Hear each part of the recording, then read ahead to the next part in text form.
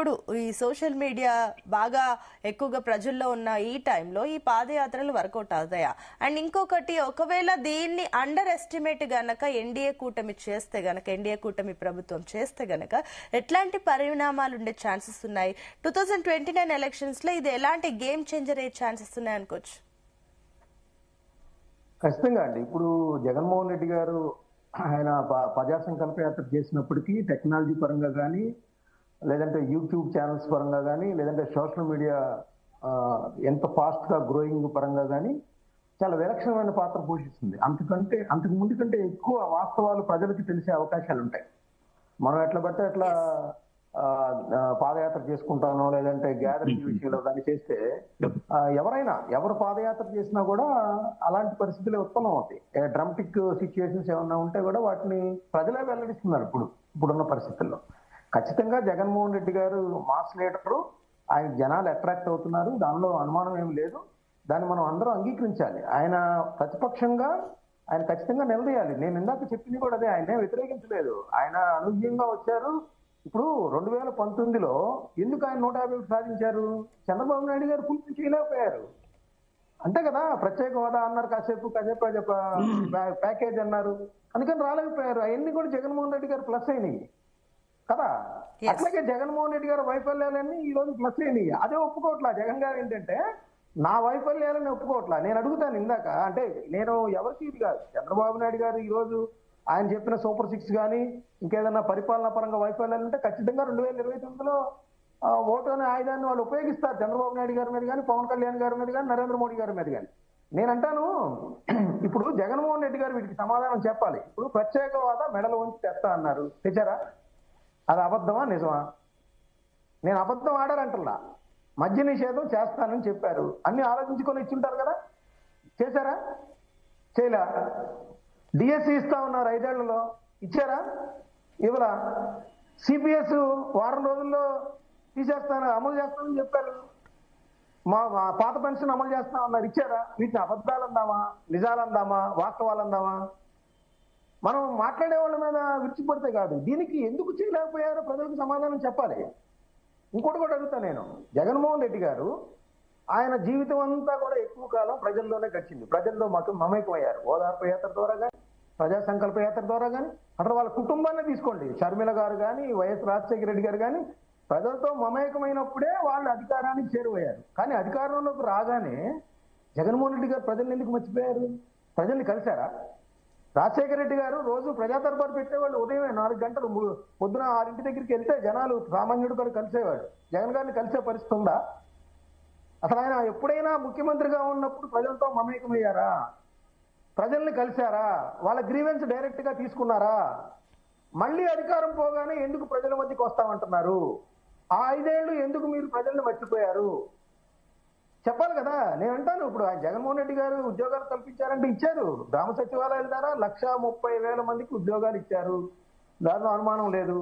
అది ఒక పొలిటీషియన్ గా, యువకుడైన ముఖ్యమంత్రిగా చాలా మంచి డెసిషన్ తీసుకున్నారు. దాన్ని మనం అప్రిషియేట్ చేద్దాం. అయితే ఆయన పరిపాలన అంతా కూడా వాలంటీర్ల మీద పెట్టేశారు, వాళ్ళ కార్యకర్తలు నిర్లక్ష్యం చేశారు. అది కూడా ఒప్పుకోవాలి కదా. ఆయన కార్యకర్తలు నిర్లక్ష్యం చేయబట్టే వాళ్ళు ఎవరు చేయలేదు. ఇంకొకటి, ఆయన అధికారం ఇస్తే సర్వే అన్నారు, సర్వే అంతా తప్పులు తడక గ్రామ స్థాయిలో రైతులందరూ ఇబ్బంది పడ్డారు. ఆ విషయాన్ని మీరు ఎందుకు తెలుసుకోలేకపోయారు? అది కూడా మీ ఓటమికి ప్రధానమైన కారణం. రోడ్లు వేయలేకపోయారు, ప్రజలందరూ తిట్టుకున్నారు, దాన్ని కూడా ఒప్పుకుందాం. వీటన్నిటినీ కూడా ఒప్పుకున్నప్పుడే రియలైజ్ అయ్యారనే ఒక ఇది ప్రజల్లో భావన కలుగుతుంది. మళ్ళీ అధికారానికి చేరువవుతారు. అంటే జగన్మోహన్ రెడ్డి గారు ఏంటి, ఒక ప్రతిపక్ష పాత్ర ఇస్తే ఆయన అసెంబ్లీకి వెళ్తారు, లేదు అధికారంలోకి వచ్చేటట్టుంటేనే ప్రజల్ని కలుస్తారు. అధికారం లేకపోతే ప్రజల్ని కలవరు. అధికారం లేకపోతేనే ఇప్పుడు ప్రజల్ని కలిసే పరిస్థితి వస్తుంది. అంటే అధికారం ఉంటున్న వాళ్ళు ప్రజలతో వాళ్ళు మమేకం కారు అనేది ఒకటి వస్తూ ఉంది. అది చెప్పాలి, సమాధానం చెప్పాలి. ఇప్పుడు నేను అబద్ధాలు చెప్పానా నిజాలు చెప్పానా అంటే, రాజధాని విషయమే తీసుకుందామండి. ఆయన అసెంబ్లీ సాక్షిగా చెప్పారు కదా, అమరావతిని డెవలప్ చేస్తామని. ఇజ్రాయెల్ గారిని గుడి మీద చేసుకుని చెప్పండి, అమరావతిని డెవలప్ చేశారా, నిర్లక్ష్యం చేశారా, వదిలేశారా? రైతులు పాదయాత్ర చేస్తుంటే ఎందుకు ఆ పాదయాత్రను అడ్డుకున్నాం మనం? ఇప్పుడు అదే రైతులు ఇబ్బంది పడతా ఉంటే మీరు ఎందుకు ఆర్టికల్ గా వెళ్ళలేకపోతున్నారు? నిజంగా ఇప్పుడు జగన్మోహన్ రెడ్డి గారికి ఒక ఆయుధం, ఏంటి అమరావతి రైతులు ఇబ్బంది పడతా ఉన్నారు, వాళ్ళు భూములు ఇచ్చి 10 ఏళ్ళు అవుతున్నా కూడా వాళ్ళకి అందాల్సిన ఫలాలు అందట్లేదు. కానీ జగన్మోహన్ రెడ్డి గారిని వాళ్ళు నమ్మట్లేదు. లేకపోతే జగన్మోహన్ రెడ్డి గారి దగ్గరగా వెళ్ళి ఉద్యమం చేపట్టచ్చు. అక్కడ ఎందుకయ్యా ఇంతవరకు ఇవ్వట్లేదు వీళ్ళకి? వీళ్ళ దగ్గర 35,000 ఎకరాలు తీసుకున్నావు, ఈ రోజు వాళ్ళకి న్యాయం జరగట్లేదు, అన్యాయం జరుగుతుంది, సభల్లో పెడితే రైతులు చనిపోతున్నారని జగన్ గారు ఒక ఆయుధంగా తీసుకొని అక్కడే వెళ్ళొచ్చు, ఎక్కడో ఉద్యమం కూడా అవసరం లేదు. కానీ ఎందుకు వెళ్ళలేకపోతున్నారు? ఎందుకు రైతుల్ని హక్కును చేర్చుకోలేకపోతున్నారు చెప్పండి? వాళ్ళ పాదయాత్రను మీరు అడ్డుకున్నారు, వాళ్ళ మీద దాష్టికం ప్రదర్శించారు, వాళ్ళ మీద పాదయాత్ర సందర్భంగా లాఠీ చార్జీలు చేశారు. ఇవన్నీ కూడా తప్పులు జరిగినాయి, వీటిని ఒప్పుకుందాం. ఇంకోటి చెప్పారు ఇందాక సర్వే అప్పుడు, ఇప్పుడు రాళ్ల మీద బొమ్మలు ఎందుకండి? జనాలు యాక్సెప్ట్ చేయలేదు, రాళ్ల మీద బొమ్మల్ని యాక్సెప్ట్ చేయలేదు, ఒప్పుకుందాం, దాన్ని ఒప్పుకుందాం. అలాగే సర్వే జరిగేటప్పుడు మా తాతల ముత్తాతల కాలం నుంచి మా డాక్యుమెంట్స్ మా ఆస్తి ఉంటే మా ఆస్తి మీద జగన్ గారు బొమ్మ ఏంటన్నాడు. అది వేయటం తప్పు అనేది ఒప్పుకుందాం. కొన్ని తప్పులు జరుగుతాయండి రాజకీయాల్లో, పరిపాలనా పరంగా తప్పులు జరుగుతాయి. వాటిని యాక్సెప్ట్ చేసినప్పుడు, రియలైజ్ అయినప్పుడు ప్రజలు నమ్ముతారు మళ్ళీ, ఎస్ జగన్ గారు రియలైజ్ అయ్యారు అని. అంతేగాని మేమన్నీ కరెక్టే చేశాం కానీ ప్రజలే ఓడించారు, లేదంటే ఈవీఎంలు ఓడించినవి, ఈ యొక్క వివరణ అనేది ప్రజల్ని దగ్గర చేయదు ఎప్పుడు కూడా. ప్రజలు వాస్తవానికి దగ్గరగా ఉంటారు, వాళ్ళు సైలెంట్ గా ఉంటారు. 151 నుంచి 11కి చేస్తారు. లేదంటే చంద్రబాబు నాయుడు గారికి ఏం చేశారు? 23కి తగ్గించారు కదా ఆయన కూడా, ఇప్పుడు 164కి తీసుకొచ్చారు. సో వాళ్ళు సైలెంట్ గా కిల్ చేసేస్తారు. తమకు ఎవరు అన్యాయం చేసినా, ఎవరు వాళ్ళ ఆశలకు వాగ్దానాలు నెరవేర్చలేదన్నా కూడా వాళ్ళని ఖచ్చితంగా కింద కూర్చోబెడతారు. ఆ విషయాన్ని మనం గ్రహించకుండా ఇంకా ఈవీఎంలను లేకపోతే చంద్రబాబు నాయుడు వైఫల్యమనో వాళ్ళు దుష్ప్రచారం చేశారనో అట్లానే ఉంటే ఇంకా ఏ పరిస్థితి ఉండదు. లేదా పవన్ కళ్యాణ్ గారికి 4 భార్యలను, అది కాదు, పవన్ కళ్యాణ్ గారికి ఏం అసమర్థత ఉందో అది చెప్పండి, రాజకీయంగా ఆయన ఎలా పనికిరాడో చెప్పండి. అంతేగాని వాళ్ళ ఇంట్లో వాళ్ళు ఇంకొకళ్ళు ఇవన్నీ అనవసరమైన విషయాలు కదా. నేను అనేది ఏంటంటే ప్రజలకి అధికారం లేకపోతేనే ప్రజలు గుర్తొస్తున్నారా జగన్మోహన్ రెడ్డి గారికి? అధికారం ఉన్నప్పుడు ఎందుకు ప్రజా దర్బార్ లాంటిది చేయలేకపోయారు? ఇప్పుడు ఎందుకు అసెంబ్లీకి వెళ్ళలేకపోతున్నారు? వీటన్నిటికీ కూడా సమాధానాలు చెప్పాలి. వాగ్దానాలను ఎందుకు నెరవేర్చలేకపోయారో కూడా ఇజ్రాయెల్ గారు, మస్తాన్ గారి మాటలకి ఏకీభవిస్తున్నారా? ఆయన ప్రశ్నలకు మీ సమాధానం ఏంటి?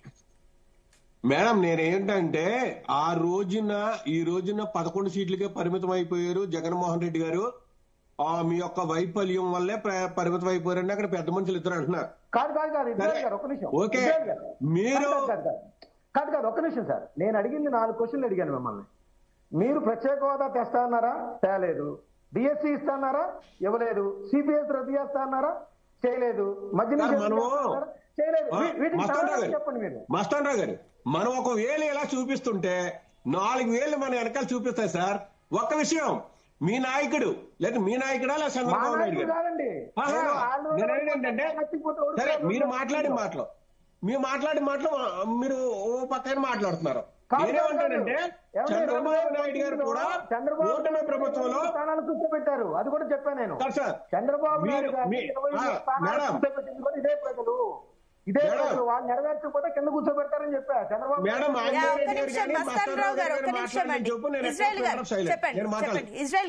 నేను ఎక్కడ మాట్లాడలేదు, నేను విన్నాను, మీ మాటలు విన్నాను పూర్తిగా. నా మాటలు కూడా పూర్తిగా వినాలి, నా మాటలు కూడా వినాలి పూర్తిగా.